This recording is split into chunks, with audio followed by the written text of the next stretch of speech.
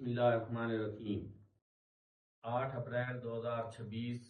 کا آج جو سورج طلوع ہو رہا ہے، دنیا کے منظر نامے پہ بہت کچھ بدل چکا ہے۔ آج میں اللہ کا شکر ادا کرتے ہوئے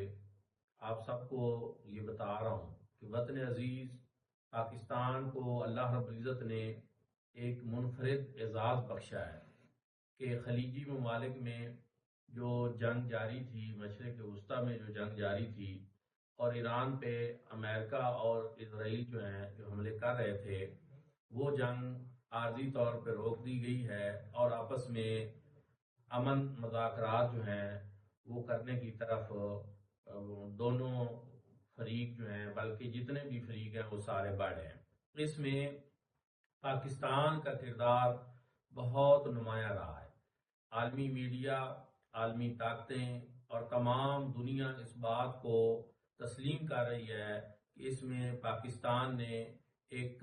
قائدانہ کردار وہ ادا کیا ہے، اور پھر مزید یہ کہ پاکستان نے اس نازک موقع پہ مسلم امہ کو جس طرح سنبھالا ہے، آپس میں اتحاد اور اتفاق اور سفارتی حل کے لیے جو کوششیں کی ہیں، وہ تاریخ کا ایک روشن باب ہے۔ میں آج بلا شبہ یہ کہہ سکتا ہوں کہ میری آنے والی نسلیں وطن عزیز پاکستان کے اس کردار کے اوپر فخر کریں گی، اور اس سے دنیا کی تاریخ کے اندر پاکستان کا ایک نیا مقام وہ سامنے آیا ہے۔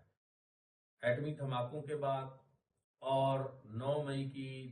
10 مئی کی انڈیا سے جو جنگ ہم نے جیتی، اس کے بعد جو میں نے کہا تھا کہ پاکستان ایک مسلم امہ کی سپر پاور بن کر ابھرے گا، الحمدللہ وہ چیز ہر بار ثابت ہو رہی ہے، اور پوری پاکستانی قوم کو چاہیے کہ وہ اللہ کی اس نعمت کی قدر کریں اور وطن عزیز پاکستان کی بقا سلامتی کے لیے تن من دھن لگا دیں، دعائیں کریں اور اپنے پاکستانی ہونے پہ فخر کریں۔ سدا سلامت پاکستان، تا قیامت پاکستان۔